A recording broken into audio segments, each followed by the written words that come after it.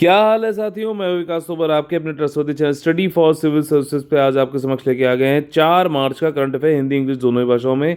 हमारे जो most important examination है जैसे यूपीएससी का ईपीएफओ और अदर स्टेट पीसी एग्जामिनेशन के लिए आज के जो इंपॉर्टेंट टॉपिक्स हैं वो हैं अवसर सूचकांक यानी कि अपॉर्चुनिटी इंडेक्स, आपका फॉर्मेशन और एंड प्रमोशन ऑफ 10,000 एफपीओज यानी कि फार्मर प्रोड्यूसर ऑर्गेनाइजेशन, राष्ट्रीय उच्चतर शिक्षा अभियान पर समीक्षा बैठक, और साइबर अटैक अभी जो है चाइनीज़ ने किया था ऐसा पावर मिनिस्ट्री ने कहा है जिसको हमने रोक दिया है अच्छी तरीके से। और यूरोपियन यूनियन का राइट टू रिपेयर लॉ क्या है और हमें भारत को इससे क्या सीखना चाहिए। ठीक, देखिए आज का जो हमारा इम्पॉर्टेंट डे है वो है नेशनल सिक्योरिटी डे। 4 मार्च को होता है नेशनल सिक्योरिटी डे, सुरक्षा दिवस। और आगे बढ़ने से पहले आप लोगों के लिए जेंटल रिमाइंडर है कि ईपीएफओ 2020 का कंप्लीट पेड ग्रुप 9 मार्च से स्टार्ट होने वाला है।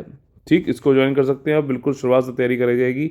यूपीएससी 2021 जो है 12 मार्च से स्टार्ट होने वाला है। कंप्लीट पेड ग्रुप है, इसमें test series, complete study material और 1-to-1 गाइडेंस आपको दिया जाएगा डेडिकेटेड डिस्कशन ग्रुप में। अगर आप लोग को ज्वाइन करना है तो 8564880530 और 9696066089 पे कॉल करके आप लोग एडमिशन ले सकते हैं। पहला जो हमारा टॉपिक है वो ये है कि अवसर सूचकांक 2021 भारत में, मतलब ये इसमें ये दिखाया गया कि अवसर अवसर किससे संबंधित हो रहा है कि मेन और व्यूमन के बीच में किसको कितना अवसर मिल रहा है, क्या चीज़ें हैं, ये सब देखेंगे। ठीक, अच्छा यहाँ पे हमारा जो है प्रेम्बल में आप लोगों ने देखा होगा कि status, equal status and opportunity की बात करता है तो वो किस में आता है, इक्वलिटी, लिबर्टी और फैटर्निटी में आता है ना, कि किस में आता है, कि इक्वलिटी में आता है। बताइए कमेंट करके, मैंने पूरी चीज़ बताया था लेकिन आखिरी चीज़ वो पूछता हूँ जो एग्ज़ाम में भी आएगी।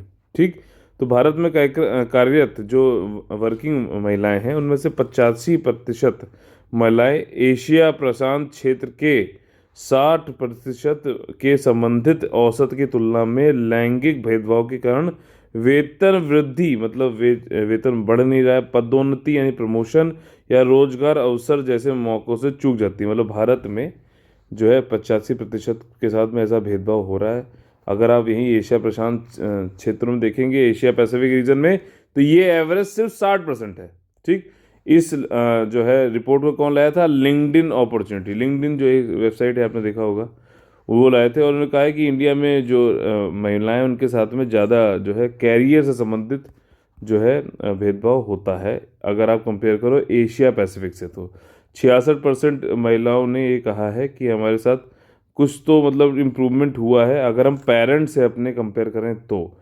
ठीक, 70% महिलाओं ने ये कहा है, वर्किंग महिलाओं ने, कि हमें जो परिवार के जो जिम्मेदारियां होती है, पारिवारिक जिम्मेदारियां, इसकी वजह से हमारा कैरियर डेवलपमेंट नहीं हो पा रहा है। 63% महिलाओं ने ये कहा है, वर्किंग महिलाओं ने, कि जो है हमारे साथ भेदभाव होता है क्योंकि हमें ये फैमिलियल और हाउस होल्ड रिस्पॉन्सिबिलिटीज़ भी करनी होती हैं, जैसे मतलब प्रेगनेंसी, घर पे खाना चूल्हा ये सब करना है इसके चक्कर में। ठीक, 5% मतलब अराउंड 22% ये वर्किंग महिलाएं ये कहती हैं कि हमारे साथ फेवरेबल बायस होता है, जो मेन हैं काम कर रहे हैं। आप देखना ज़्यादातर ये ग्लास सीलिंग इफेक्ट भी बोलते हैं, सोसाइटी का एक कॉन्सेप्ट है सोशोलॉजी का। इसमें तो ये होता है, मान लीजिए सेम लेवल पे मेन भी और सेम लेवल पे वीमेन भी है, तो ये देखा गया है कि वीमेन की सैलरी वो सब कम होगी। एक्सपीरियंस मान लीजिए सेम है तो प्रमोशन मेन का ज़्यादा होगा, वीमेन का कम होगा, ये सब बात हो रही है यहाँ पे। ठीक, लिंक्डइन जो है, अब देखिए ये सब चीज़ें क्यों रिपोर्ट इस समय आई है, क्यों, क्योंकि अभी क्या आने वाला है। ठीक, 8 मार्च, 8 मार्च को क्या होता है बताइए। ठीक, सिंपल सा क्वेश्चन पूछता हूँ आपसे ताकि आप लोग एक्टिव रहें। ठीक, लिंक्डइन जो है 37% जो इंडिया की वर्किंग वुमेन है वो कहती हैं कि हमारे पास कम अपॉर्चुनिटी मिलती है आदमियों से। और आदमियों से जब ये क्वेश्चन पूछा गया तो उनको लगता है कि 25% ऐसे आदमी जिनको लगता है कि हाँ, औरतों से हमें जो वर्किंग महिलाएं हैं उनसे कम अवसर मिलता है। ठीक, 37% जो वीमेन हैं वो ये कहते हैं कि उनको कम पैसा मिलता है। 21% जो मेन है उनको वो ये कहते हैं कि हमें वीमेन से कम पैसा मिलता है। चैलेंजेस क्या है, मातृत्व संबंधी चुनौतियाँ, वही प्रेगनेंसी वाला, वीमेन जो कि अभी भी जो है महिलाओं से कम कमाती हैं, लीडरशिप में बहुत ही कम है। ठीक, और सेक्सुअल हरासमेंट, इसके लिए ऑलरेडी जो है कानून बन चुका है। पहले विशाखा गाइडलाइंस आई थी आपका जो है 1997 में, सुप्रीम कोर्ट ने जब अपने जुडिशियल एक्टिविज्म दिखाया था। देखिए जुडिशियल एक्टिविज्म खुद में गलत नहीं होता है, जुडिशियल ओवरीज गलत होता है। ठीक, इंडस्ट्री स्पेसिफिक बायसनेस भी है, मतलब किसी किसी इंडस्ट्री में, मतलब ऐसा भी है कि रिसेप्शनिस्ट है तो उसको महिलाओं को ही बनाना है, ये समझ रहे हो ना। इस तरीके की चीज़ें कनेक्ट करके पढ़ा करिए, आपको आसानी से याद रहेगा। 10,000 एफपीओ का गठन और संवर्धन प्रमोशन करना है, ऐसा जो है यहाँ पे मिनिस्टर ऑफ स्टेट एग्रीकल्चर के जो है वो है आपके पुष्पोत्तम रूपाला और कैलाश चौधरी। ठीक, वैसे एग्रीकल्चर के मिनिस्टर, ये मिनिस्टर ऑफ स्टेट हैं, वैसे मिनिस्टर कौन है, नरेंद्र सिंह तोमर जी हैं। ठीक, तो ये वाली बात है, इन्होंने इनॉग्रेट किया है कि जो professional training programme designed and developed for CEO, board of director, accountant of FPO. ठीक, यहाँ पे क्या है कि जो एफपीओ है, फार्मर प्रोड्यूसर ऑर्गेनाइजेशन, इनके जो बोर्ड ऑफ डायरेक्टर होंगे, लेखांकन वाले जो होंगे, लेखाकार होंगे, ठीक, सीईओ होंगे, चीफ एग्जीक्यूटिव ऑफिसर होंगे, इन सबको प्रशिक्षित करने के लिए कुछ जो है प्रोग्राम को डिज़ाइन किया गया, बनाया गया है। तो और ये जो स्कीम है, समझिए एक एक चीज़, ये सेंट्रल सेक्टर स्कीम है, यानी कि जो है केंद्र द्वारा 100% रूप से जो है ये वित्तीय पोषित है, और फाइनेंशियली जो है इसको प्रोवाइड किया जाएगा 100%। और टाइटल्ड क्या है ये scheme, formation of promotion of 10,000 farmer produce organisation. ठीक, समझ में आ गई ये चीज़।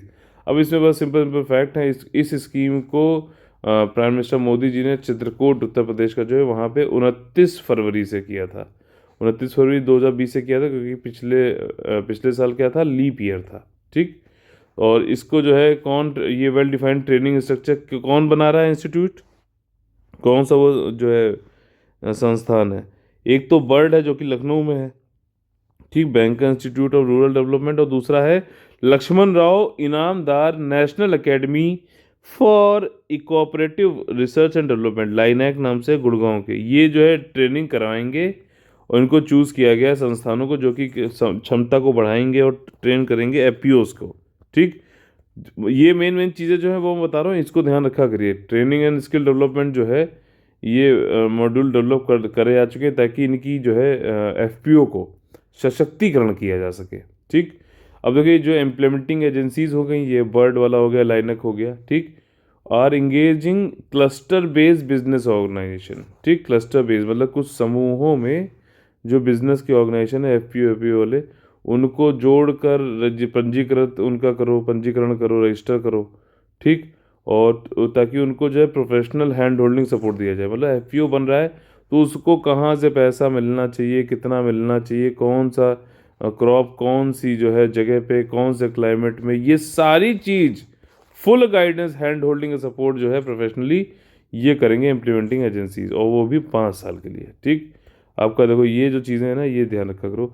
नेशनल लेवल पे नेशनल प्रोजेक्ट मैनेजमेंट एजेंसी, ठीक, इनका काम क्या है कि ये एक एज ए प्रोफेशनल ऑर्गेनाइजेशन है, पेशेवर संगठन है, जो कि ओवरऑल प्रोजेक्ट का गाइडेंस, कोऑर्डिनेशन ये सब करेंगे। ठीक है, आपका जो ये इम्प्लीमेंटिंग एजेंसीज थी, इनका काम था कि इनको रजिस्टर करना, 5 साल तक हैंड होल्डिंग एक्सरसाइज देना हर जगह, लेकिन जो ओवरऑल गाइडेंस वाइडेंस की बात है, कोऑर्डिनेशन, समन्वय, और ये जो परियोजना का मार्गदर्शन, समन्वय, एफपीओ से संबंधित जो भी चीज़ें हैं, ये आपका नेशनल प्रोजेक्ट मैनेजमेंट एजेंसी करेगी। ठीक, और अभी क्या स्टेटस है कि एफपीओ जो है ये कई सारे स्टेट, यूनियन ऑफ टेरिटरी, जैसे कश्मीर, यहाँ यहाँ पे उत्तर प्रदेश, इन सब जगह पे हो गया, अरुणाचल प्रदेश में भी हो गया, बाकी जगह पे अभी प्रोग्रेस में। 2200 एफपीओ जो है प्रोड्यूस क्लस्टर जो ऑलरेडी जो है लोकेटेड हो चुके हैं, जिसमें कि इस साल में, जिसमें कि 100 एफपीओ जो है किससे संबंधित है, ऑर्गेनिक से। ठीक, और 100 जो है ऑयल सीड से, 50 जो है कमोडिटी से, और जो है specific with value chain development will be found. Significance क्या है कि हम इसको डेवलप करेंगे प्रोड्यूस क्लस्टर्स में, जहाँ पे एग्रीकल्चर, हॉर्टिकल्चर के प्रोड्यूस जो होंगे उगाए जाएंगे, उनको कल्टीवेट किया जाएगा, और इससे लेवरेज किया जाएगा इकोनॉमी ऑफ लार्ज स्केल्स। देखिए इकोनॉमी ऑफ लार्ज स्केल क्या होता है, जैसे एक गाड़ी है, जैसे कोई आप जो है एक गाड़ी में 2 लोग बैठ के जा रहे हो। ठीक, तो 2 लोग से क्या है कि वो जो तेल खा रही है, जो कुछ है उससे जो है, या फिर आप जितना दूर जा रहे हो उसका जो भाड़ा है, उसको सबको निकाल के नुकसान हो रहा है। तो आप क्या करोगे, उसी गाड़ी में आपने मान लिया 3 लोग की और बैठने की जगह बना दी। ठीक, तब आपका जो है आप प्रॉफिट में आ लगेगा। यही होता है इकोनॉमी ऑफ लार्ज स्केल। आप स्केल को बढ़ा दो ताकि जो भी आपका इनपुट आ रहा था और जो आपका आउटपुट आ रहा था, तो इनकम इनपुट में ज़्यादा आउटपुट आ सके, ये होता है इकोनॉमी ऑफ लार्ज स्केल। ये डायरेक्टली एक चीज़ क्वेश्चन में पूछ सकता है यूपीएससी, ठीक। और बाकी भी स्टेट पीसी एग्जामिनेशन। और one district one product cluster में स्पेशलाइजेशन, मार्केटिंग, ये सब ब्रांडिंग, ये सब एक्सपोर्ट कर सके, इसके लिए भी एफपीओ को जो है तैयार करना है। तभी तो गाइडेंस और ये सब चीज़ की ज़रूरत है। यहाँ से भेज रहे हैं, मान लीजिए एफपीओ जो है अपना गुड़ वुड़ बना के जो है वेस्ट एशियन कंट्रीज़ में, सऊदी वऊदी वहाँ पे बहुत खाया जाता है।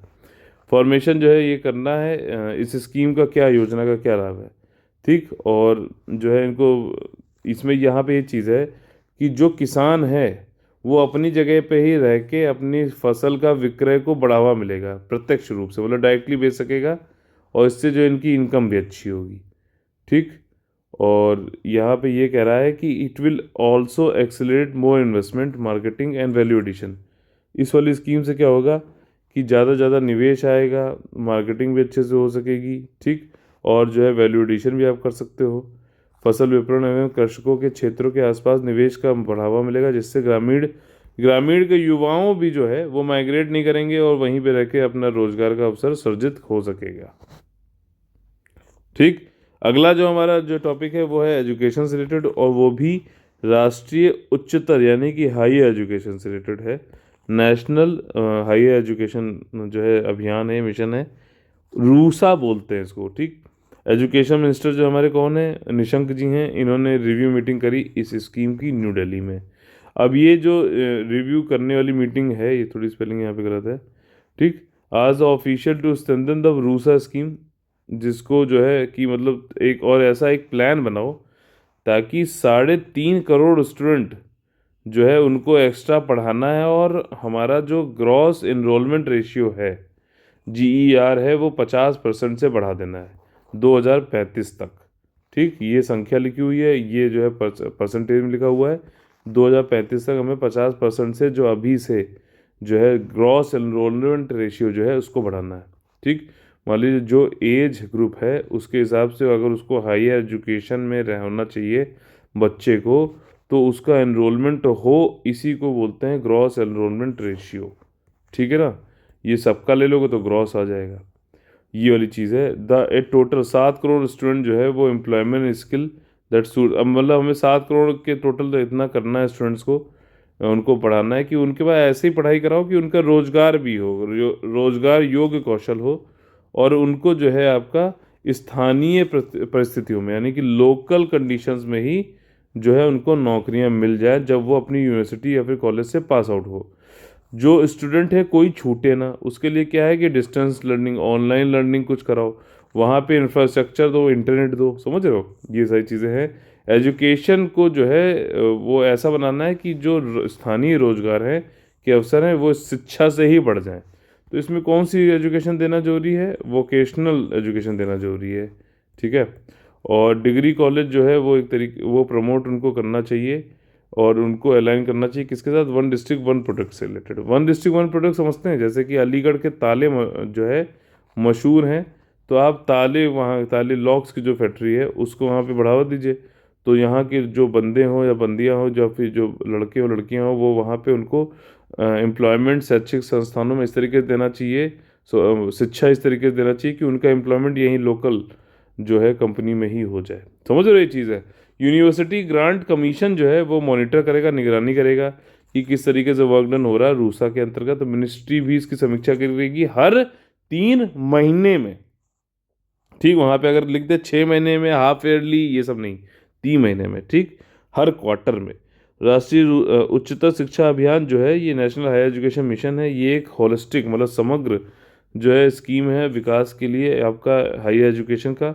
2013 में चालू हुआ था मिनिस्ट्री ऑफ एजुकेशन के द्वारा ही। ये सेंट्रली स्पॉन्सर्ड है, मतलब कि पूरा पैसा केंद्र नहीं देती, कुछ पैसा स्टेट मिला के भी देती है, क्योंकि एजुकेशन कौन सा जो है सब्जेक्ट है, किस में आता है, किस लिस्ट में आता है, ये बताइए। स्टेट लिस्ट में आता है सिर्फ, या फिर जो है यूनियन लिस्ट में भी आता है, या दोनों में आता है। एजुकेशन का बताना है आप लोग को, एग्रीकल्चर का बताना है, ठीक, और लैंड एक्विजिशन का बताना है, एक्विजिशन, ठीक, आर्टिकल नंबर 246 के अंतर्गत जो शेड्यूल अनुसूची 7 बनी है उसमें कई सारी लिस्ट, 3 लिस्ट हैं। ठीक, स्टेट लिस्ट है, यूनियन लिस्ट है, आपका कंकरेंट यानी कि समवर्ती लिस्ट है, और जो इन लिस्ट में नहीं है वो रेसिडुअल वाले सब्जेक्ट हैं जिसके ऊपर सिर्फ और सिर्फ पार्लियामेंट जो है वो लॉ बना सकती है।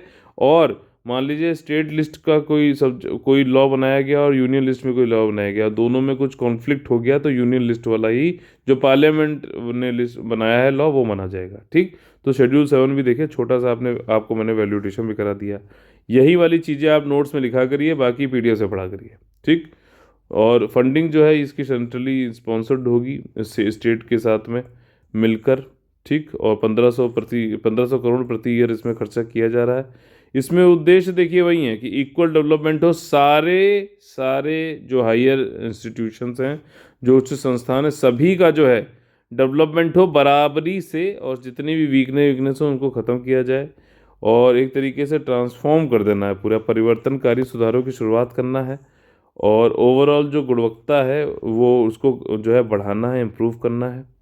और ये एकेडमिक एग्जामिनेशन रिफॉर्म जो हो रहे हैं हायर एजुकेशन इंस्टीट्यूशन में उनको इंश्योर करना है कि हाँ भैया लगातार होते रहे, ऐसा नहीं आज जब समीक्षा हो रही तो कर लिया फिर 3 महीने आराम किया। ठीक, इनेबल जो है कन्वर्जन ऑफ सम, कुछ यूनिवर्सिटी को रिसर्च यूनिवर्सिटी में भी चेंज करना है। ठीक, शोध अनुसंधान संस्थान में चेंज करना है ताकि वो वर्ल्ड के बेस्ट जो यूनिवर्सिटीज़ हैं उसमें आ सकें। और इसमें यह इंश्योर करना है कि एडिक्वेट क्वालिटी फैकल्टी भी होना चाहिए, अगर फैकल्टी नहीं होगी तो कैसे होगा। एपीजे अब्दुल कलाम ने एक बार कहा था कि 3 लोग इस दुनिया को चेंज कर सकते हैं। ठीक, माता, पिता और टीचर। ठीक, ये बहुत ज़रूरी है, टीचर का रोल बहुत ज़रूरी है, क्योंकि घर के बाहर किससे सीखता है आदमी, टीचर से सीखता है। ठीक, तो फैकल्टी भी बहुत ज़्यादा ज़रूरी है। और ऐसा जो है आपका एनेबलिंग उचित वातावरण स्थापित करना है, उच्च संस्थानों को अनुसंधान और नवाचारों के लिए समर्पित करने के लिए उचित वातावरण स्थापित करना है। ठीक, तो ये पूरा मतलब है एजुकेशन बहुत ही ज़्यादा इम्पोर्टेंट जो है आपका वो रहता है, टॉपिक रहता है, मेंस में तो जरूर पूछता है और प्रीलिम्स में भी पूछ सकता है। ठीक, आपका स्कीम इन सबसे संबंधित चाइनीज़ ने जो है साइबर अटैक किया था जिसको फेल कर दिया गया, पावर मिनिस्टर ने ऐसा कहा, पावर मिनिस्ट्री ने ऐसा कहा है। और देखो यहाँ पे ब्लेम देखो, स्टेट स्पॉन्सर्ड था, मतलब कि चाइना की सरकार ने कराया था। और ये ब्लेम है या जो भी सच्चाई है जो यहाँ बताया गया है कि हैकर ग्रुप ने हमारे इंडिया के पावर सेंटर पे जो है टारगेट किया, भारतीय शक्ति केंद्रों को निशाना बनाया, बट जो उन्होंने करना चाहते थे वो कर नहीं पाए, ये कह रही है पावर मिनिस्ट्री। ठीक, अब देखिए यहाँ पे national critical information infrastructure protection centre, अब इसमें ये है national critical information infrastructure protection centre. अब आपको ये समझना चाहिए, क्वेश्चन या दिमाग में आपके जो उड़ा रहा होगा, ये CII क्या है, यानी कि क्रिटिकली इंफॉर्मेशन इंफ्रास्ट्रक्चर क्या है। तो जैसे कि पावर मिनिस्ट्री, तो पावर ग्रिड की बात थी। ठीक, कहाँ से कौन सी पावर किससे जुड़ी हुई है, मुंबई, महाराष्ट्र, जैसे मुंबई पिछले साल हुआ था ना अक्टूबर में, वो ब्लैकआउट हो गया था, मतलब वो जो है सब गिर गए, वो कहा जा रहा है कि इसी चाइना वालों ने ही कुछ ना कुछ किया था। उसी तरीके से पावर ग्रिड है, कहाँ से हमको किसको जाना है। इसी तरीके से न्यूक्लियर पावर प्लांट हैं। ठीक, उनके बारे में इंफॉर्मेशन निकालना, उनको मान लो उसमें जो है कुछ उनका बढ़ा दें तो जो आपका फिजन है वो हो रहा है उसको बढ़ा दें या कम कर दें, या किसी तरीके से जो है हैक करके परमाणु हमला ही करा दें हमारे यहाँ, या फिर जो डिफेंस के जो हैं चीज़ें हैं। ठीक, आपका ठीक है ना, न्यूक्लियर पावर प्लांट है, न्यूक्लियर वेपन्स भी तो हैं हमारे पास, उनको भी तो वो करा सकते हैं। मान लीजिए हमारे यहाँ से हैक करके पाकिस्तान के ऊपर छोड़ दिया, पाकिस्तान बिना बात के मारा गया, समझ रहे हो। तो ये सारी चीज़ें हैं, तो ये सब किस में आते हैं, हेल्थ इंफ्रास्ट्रक्चर है, हेल्थ की जो चीज़ें हैं। ठीक है, आपका एजुकेशन के जो बड़े बड़े ये अपने चल रहे हैं, ये सब क्रिटिकली इंफॉर्मेशन इंफ्रास्ट्रक्चर में आता है। और इसमें कहा गया है कि अभी एक मेल के द्वारा बताया गया है कि इस सेंटर ने बताया है कि 12 फरवरी 2021 को कि रेड इको जो था, रेड इको ये चाइना को भी बोला जाता है, इसने मालवेयर छोड़ा था। इसका नाम क्या था, शैडो पैड। ये जो है आपका ये कुछ नहीं कर पाया है, ये कह रहा है कोई इम्पैक्ट नहीं हुआ है पावर सेक्टर ऑपरेशन कोऑपरेशन पर, और इस थ्रेड की वजह से कोई भी डाटा वाटा लीक लॉस नहीं हुआ है। यूएस की एक रिपोर्ट है, यूएस और जो है मिर्ची लगाता रहता है इंडिया को चाइना के खिलाफ तो कि मतलब ये यूएस साइबर सिक्योरिटी कह रही है कि इंटेलिजेंस फर्म ने बताया कि चाइना जो है स्टेट स्पॉन्सर्ड, ठीक, आपका जो है एक्टर है जो कि मालवेयर छोड़ के इंडियन पावर ग्रिड पे जो है हमला कर रहा है 12 अक्टूबर का। जो ग्रिड फेलियर हुआ था मुंबई में, ये चाइना वालों ने ही कराया था, ऐसा यूएसए बोल रहा है। ठीक, जो कुछ क्या गवर्नमेंट ने जो है कदम लिए हैं वो समझ लेते हैं। National critical information infrastructure protection centre बनाया है, जो कि संवर्धन या संरक्षण करता है इसका क्रिटिकल इंफॉर्मेशन इंफ्रास्ट्रक्चर का। सारे जितने भी संगठन हैं सब में डिजिटल सर्विसेज जहाँ दी जाती है वहाँ पे उनको साइबर सिक्योरिटी के इंसिडेंट जो है सर्ट इन को बताना पड़ता है। सर्ट इन क्या है? आपका साइबर इमरजेंसी रेस्पॉन्स टीम है। ये आपकी मतलब तुरंत ये सब बताती है कि क्या मतलब प्रोएक्टिवली काम करती है कि कुछ जो है अटैक होने वाला है या हो गया है तो तुरंत ही जो है रेस्पॉन्स भी करती है किस तरीके से उसको फिर से वापस किया जाए, रिकवर किया जाए। ठीक, तो ये भी ये 2013 वाला जो एक्ट आया था साइबर सिक्योरिटी वाला, उसके अंतर्गत बनाया गया था। साइबर स्वच्छता केंद्र यानी बॉटन एंड क्लीनिंग, जितना भी आप लोग डिजिटल का यूज़ कर रहे हो साजो सामान, उनमें जैसे सॉफ्टवेयर है कुछ है, सबको क्लीन करते रहो, एंटीवायरस ये सब चलाते रहो। ठीक, चीफ इंफॉर्मेशन सिक्योरिटी ऑफिसर, इनके लिए गाइडलाइंस भी बनाई गई हैं, दिशा निर्देश जारी किए गए हैं। उनकी महत्वपूर्ण भूमिकाओं जिम्मेदारियों के बारे में आवेदन, बुनियादी ढांचा और अनुपालन संबंधी कार्य निर्धारित किया गया है। ठीक, आपका जो है इसमें ऑडिट भी होना चाहिए गवर्नमेंट की वेबसाइट का, इन सब का रेगुलर इंटरवल्स पे। ठीक है ना, धीरे धीरे मतलब चेक करते रहो हर समय कि मतलब ऐसा तो नहीं कुछ, हम अपडेट करते रहो अपने एंटीवायरस, ये सारी चीज़ें हैं। और क्राइसिस मैनेजमेंट प्लान जरूर बनाओ। मतलब ऐसा नहीं जब क्राइसिस हो जाए तब मैनेजमेंट प्लान बना रहे तो गलत है। जो कहते हैं ना कि जब सूखा पड़ जाए तब कुआं नहीं खोदना चाहिए। ठीक है ना, तो पहले तैयारी कर लो ये सब। और साइबर अटैक जो है काउंटिंग, उनको साइबर अटैक को किस तरीके से काउंटर करना है, साइबर टेररिज्म को किस तरीके से काउंटर करना है। साइबर टेररिज्म वही है एग्जाम्पल जो मैं बताता ना, न्यूक्लियर पावर, हमारे जो न्यूक्लियर वेपन्स हैं उनको कंट्रोल करके ऑनलाइन और किसी तरीके से हम पाकिस्तान को जो है बेचारे को बिना बात के मार दें। तो ये चीज़ है, conducting cyber security mock drill और ये सब भी करते रहो कि अगर ऐसा हो जाए, ऐसा अटैक हो जाए तो ये सारी बात है। क्या नाम था? शैडो पैड नाम था। मालवेयर जो होता है, वायरस है, ट्रोजन, ये वायरस वो वाले वायरस नहीं है जो कोविड टाइप के, ये कंप्यूटर वाले वायरस हैं। Crimeware, spyware, worms, rootkit और एडवेयर, ये सारे होते हैं। अगला जो हमारा टॉपिक है वो है कि European Union right to repair laws से संबंधित। इसमें क्या है, इन्होंने क्या कहा है कि भैया जो भी वहाँ के refrigerator, washer, hair dryer, TV, जो कुछ भी बना रहे हो भाई साहब, मैन्युफैक्चरर भाई साहब, आपको 10 साल तक का रिपेयरिंग करना है अपने गुड्स का।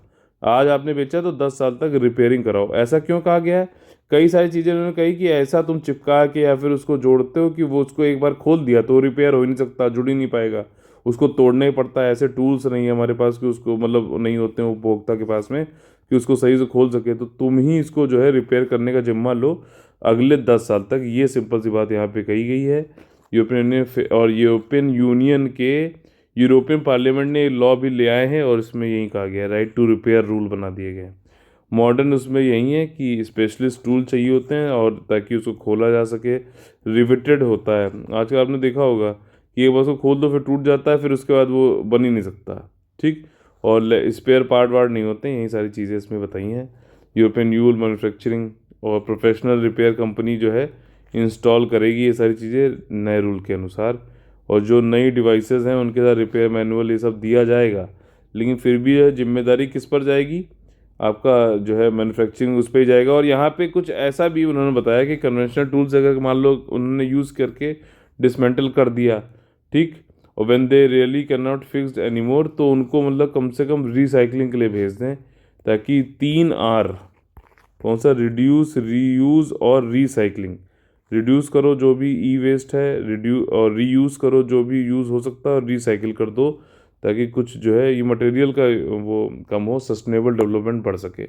अच्छा, ब्लॉक इकोलॉजिकल डिज़ाइन डायरेक्टिव ये सब भी दिया गया है कि आपको ये भी बताना है कि जो भी आप बना रहे हो रेफ्रिजरेटर, तो उसका क्या एनर्जी लेवल, वो इलेक्ट्रिसिटी किस हिसाब से कंज्यूम कर रहा है। जैसे भारत में कौन देता है? BEE देता है। ठीक, आपका जो है एनर्जी एफिशिएंसी वाला रहता है, ब्यूरो ऑफ एनर्जी एफिशिएंसी।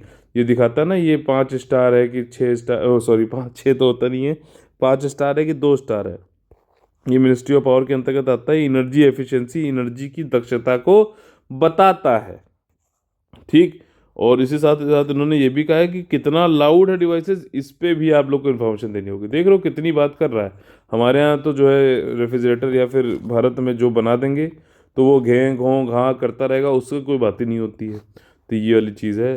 अपना यूरोपियन यूनियन जो है ई वेस्ट में, वहाँ पे जो देखा गया है कि हर आदमी, हर पर्सन जो है वो 16 किलो हर साल जो है इलेक्ट्रॉन आपका ई वेस्ट बनाता है, जिसमें से जो है हाउस होल्ड अप्लायंसेस ब्रोकन ये सब होते हैं, करीबन जो है 40% ही वो जो है उसको रिसाइकिल कर पाता है। बाकी सब कुछ जो है वो हैजार्डस मटेरियल एक तरीके से ई वेस्ट रह जाता है।